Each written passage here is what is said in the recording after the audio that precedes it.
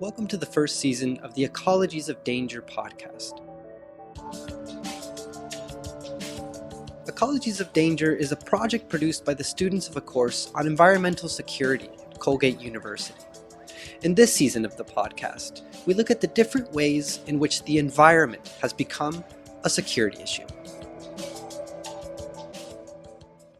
In this episode, CMcCarthy shows how environmental factors are at play in almost every aspect of Nepal's recently concluded civil war.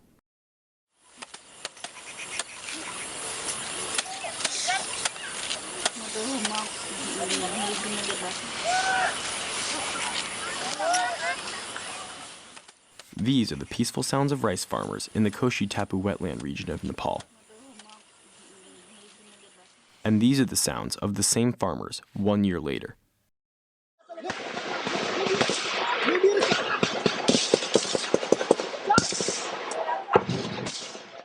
The farmers are deeply nested in Nepal's rural battlefield, fighting for the Maoist rebels. We're faced with an obvious question here. How did these men and women, who were once farmers, find themselves fighting a war against Nepal's government? According to most experts, Nepal's civil war grew out of inequality, poverty, and government corruption. But there's one feature often left out of the story. That feature is the environment. Environmental stressors played a key role in stoking Nepal's civil war. The war also exacerbated Nepal's environmental problems, helping to sustain the conflict. And now, after the war has ended, the environment plays a vital role in assuring lasting peace.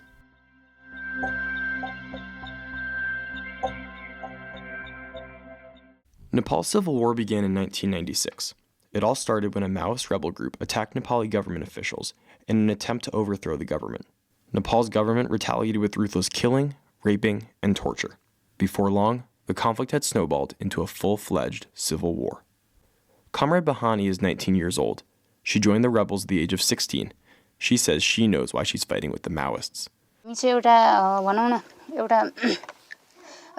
We have sworn allegiance to the revolution, she says. We are fighting for our rights and will continue to fight for them. That's why we are prepared to die. Most Maoist supporters and recruits are a lot like her. They see the Maoist rebellion as a fight for human rights and an escape from Nepal's oppressive social structures.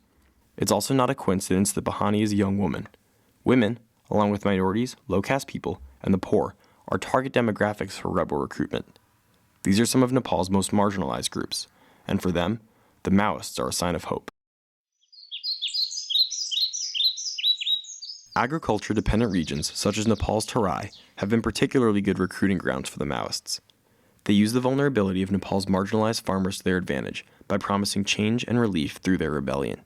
Here's where the environment comes into play. One key factor has heavily contributed to making agricultural, rural populations particularly vulnerable to the Maoist movement. That factor is climate change. Climate change has been a pernicious catalyst in breaking down Nepal's social stability and allowing for the Maoist rebellion to take hold. Farmers in Nepal have felt the troubling effects of climate change in the form of droughts and floods. Unsuccessful crop yields, season after season, have resulted in insecure livelihoods and have made the farmers even more economically unstable and poor. This has made struggling Nepali more vulnerable to Maoist promises to decrease economic inequality and increase Nepal's development. A major consequence of climate change is Nepal's variable rainfall. Farmers can no longer expect rainfall at the same times they have in the past. This irregular rainfall from climate change has also increased the frequency of flash flooding and landslides. One Nepali man can point to the results of recent landslides from where he stands. When it does rain, it rains very heavily, causing soil erosion as well as landslides, both to my left and right. Landslides not only threaten development through the destruction of crops, but entire homes and villages too. Places like Nepal's Langtang National Park have seen this firsthand. The water builds up and creates a major devastation when this suddenly bursts. When the water gushes out, the people downstream, their houses and their lives would be wiped out. That was Anil Pakrel, a climate expert from the Asian Development Bank. He was describing the lethal chain reactions of landslides and floods. The background noise? That was rushing water from a glacial meltoff upstream, an audible confirmation of Nepal's changing climate. These destructive features of climate change greatly worsened Nepal's pre-existing development struggles and inequality. And, over time, the shortcomings of Nepal's government became increasingly clear. Eroding social stability and increased vulnerability allowed the Maoist movement to gain steam and ultimately develop into a nationwide rebellion. Despite Maoist promises to alleviate environmental problems, conditions have only worsened since the rebellion began. For Dharma and Kemrit Kumari and their 6 children, life has been particularly difficult. In 2001, the Maoists burned down their home. Since then, they've lived in a small 2-room shack. Kemrit still doesn't feel his family is safe. But even here, people threaten us. They ask us to leave. They ask us why we are staying here and tell us to go home. We are going through too much hardship. What can we do? Like many families, the Kumaris depend entirely on forestry to support themselves. The Maoists promised to help families like the Kumari family by providing economic relief and environmental conservation. Unfortunately, the Maoists did not live up to their promises. Nepal's government forces were not much better either. During the insurgency, both the Maoists and Nepali government officials restricted forest access from thousands of forest users and stripped control from local conservation groups. Combatants on both sides cleared trees for use in construction projects and for fuel. The effects from the Maoists were particularly vicious. They imposed heavy taxes of up to 50% on all forest-related income to help finance their operations. This destruction of forest landscape was devastating. Much like agriculture, forests are vital to communities in Nepal. Forestry-related income contributes tremendously to local development for many villages. And for Kemrit and Dharma's family, the forests are everything. The family's only income is a few dollars a week from selling firewood that Dharma cuts. The Maoists have not provided the relief they promised. I have very young children, and no one is helping us. My soul cries all the time. The abuse of forests harmed many thousands of people, and in turn, the causes of conflict became self-sustaining.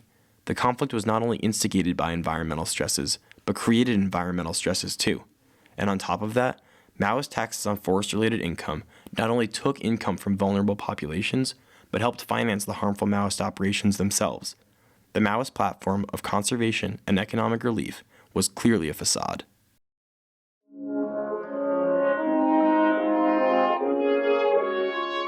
By the end of the Civil War, the death toll was 13,000, with tens of thousands displaced. While violent conflict appears to be a thing of the past, Nepal's precarious environmental circumstances are surely not. The country's fragile economy and government remain at the whim of Nepal's changing climate. Nepal's energy supply is particularly vulnerable to climate change. Nepal is 90% dependent on hydropower energy, so changes to rainfall and water flow patterns present barriers to meeting the country's energy demands. This continues to be a major hindrance in regaining political stability. Stephanie Borsboom, climate expert from the World Bank, checks water flow log sheets from a hydropower plant in Nepal. So what we see is actually that the minimum flow of about a year ago is still higher than the maximum flow of this year. Energy insecurity and the accompanied stunted development puts increasing pressures on Nepal's now communist government institutions and threatens to push Nepal back into violent conflict. In other instances, climate change has been a powerful agent for peaceful cooperation. Community forest user groups have made great strides toward conserving forest resources and boosting local development. Forest user groups are considered the most effective forest management and conservation groups in all of Nepal. They empower local populations and support marginalized communities in need of development. This dam helps save the land and the trees. If the dam was not here, that would all be washed away. That was Gangaram Lode, a chairman of a public land management group in Nepal. He's talking about recent successful dams put in place by forest user groups. This has been one of many effective projects. Informal farmer schools in Langtang National Park have also been successful. The farmer school has been a lot of help for us, especially in rice cultivation. We are interested in conducting many more sessions for farmers from the school. Farmer schools help farmers spread knowledge to collectively understand and manage the changing climate that they face. Other community development groups have used particularly creative solutions. One farmer now has a plastic pond for his farm. The plastic pond has led towards better production of vegetables, especially tomatoes for my household. In order to obtain lasting stability and peace in Nepal, environmental threats to development must be addressed. Building dams, conducting farmer schools, and building plastic ponds are a few ways Nepali better managed growing threats to their livelihood. While collaborative projects like these may not have directly addressed the Maoist threat, they surely increased Nepal's resilience in dealing with future threats. Despite these big strides forward, long-term stability is still not a sure bet. Persisting and changing environmental threats demand ongoing and evolving adaptation. However, in the 10 years of success since the end of Nepal's civil war, one thing has become abundantly clear. Peaceful cooperation, rather than violent insurgency, is Nepal's best way forward.